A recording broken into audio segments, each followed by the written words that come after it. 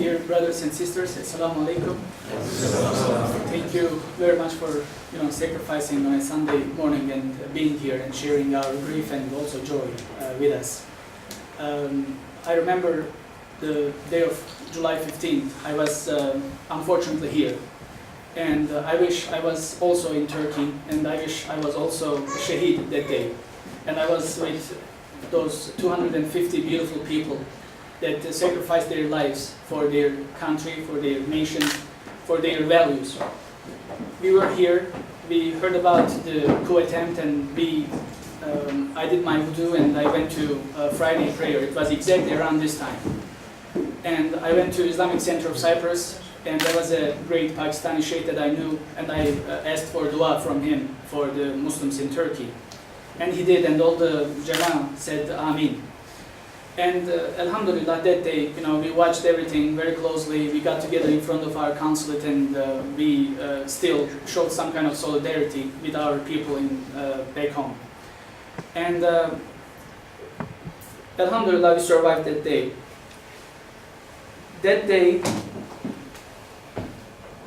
2 years ago, exactly around this time, a faction of treacherous soldiers in the Turkish army, who were loyal to terrorist Fetullah Gulen, started a military coup attempt against the legitimate and elected government and president of Turkey.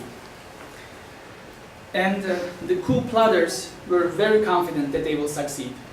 They placed the right number of people in the most critical and most strategical points, and they thought it's going to be really a piece of cake. And why not? They had all the support from, unfortunately, this country, United Arab Emirates, Israel, and a lot of other lobbies that always looked down on Muslims and insulted their intelligence. And for them, it was time to stop the growth of Turkey. It was time to destroy the last prospering, peaceful land in the region. It was time to deprive Turkey of wealth, democracy, and a bright future. Getting rid of President Erdogan meant politically and economically enslaving a nation, as they did for decades. And getting rid of President Erdogan meant paralyzing the Palestinians in their fight against the terror state of Israel, terrorizing Syrians more and more, butchering Rohingyans in larger numbers, starving the Somalians and the Sudanese to death much more easily. Without a troublemaker Turkey, they were going to redraw the maps in the region as they pleased. What did they have in mind when the coup succeeded? What was their post-coup plan? A PKK terror state was to be found at our border, which was going to act as a satellite of Israel. ISIS criminals were to be placed within Turkish territories in huge numbers, and NATO countries and the so-called coalition against ISIS was to, under the pretext of bombing ISIS, were going to bomb Turkish cities. Over 20,000 PKK YPG terrorists were stationed in Syrian cities: Afrin, Ain al-Arab, Manbij, Kamışlı, and they were going to attack Turkish cities, and especially the eastern part of Turkey, once the chaos started in the country after the military coup. And so basically their plan was to turn Turkey into another Syria, where 1 million people almost died, over 10 million people were displaced, are living in foreign countries as refugees, unfortunately. And they don't have hope from life. They are living under dire conditions and situations in refugee camps in different countries, right away from the warmth of their homes. However, that day, the tanks they used, the F-16s they flight, the bombs they dropped, the bullets they fired, did not scare the Turkish nation even a tiny bit. President Erdogan demanded that the people who believe in democracy and the rule of law, who do not accept military rule, to flood to the streets. And millions of people did not hesitate. They did their wudu knowing that they may never return to their homes again. They kissed their children for the last time, feeling that they may never feel their warmth again.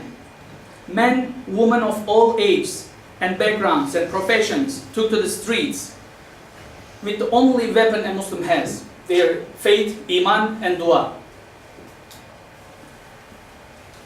That night, our heroic people stopped the military coup with their bare hands and with only one slogan they had: Ya Allah, Bismillah, Allahu Akbar. This is what they say, this is what the Turkish people say when you mess with them.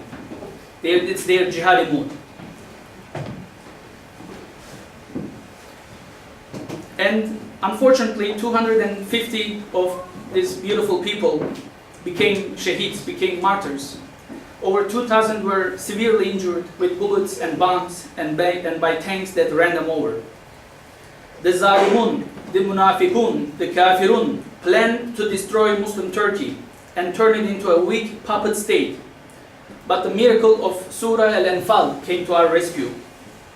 And remember, O Muhammad, when those who disbelieved plotted against you to restrain you or kill you or evict you from Mecca, but they planned and Allah plans, and Allah is the best of planners. Alhamdulillah, we survived the democracy and the Muslim future of Turkey survived. Over 1 billion Muslims in the world celebrated our victory with us, and now inshallah we will make Turkey one of the best and leading countries in the world all together. We will make Turkey a safe haven for all Muslims. It will be a rich and free Muslim country where we live our lives as honorable human beings. Please never forget Turkey in your du'as. Without your du'as, we cannot achieve anything. As a last word, I remember the noble souls of all martyrs of the July 15 coup attempt, and also thousands of Egyptian brothers and sisters who were butchered by dictator Sisi 5 years ago in August 2013 in the Rabaa Square. They killed in daylight thousands of people. And this is also a message to Turkish people. What happens to a country when dictators take over your country? You live in hell, just like in Sisi's Egypt. And I also share my sympathy with our Pakistani community about the terrorist attack that happened yesterday. It claimed a lot of lives, unfortunately. And I condemn all kinds of terrorism in any part of the world against anyone. We are one ummah, and united we stand, divided we fall. And thank you very much all for coming.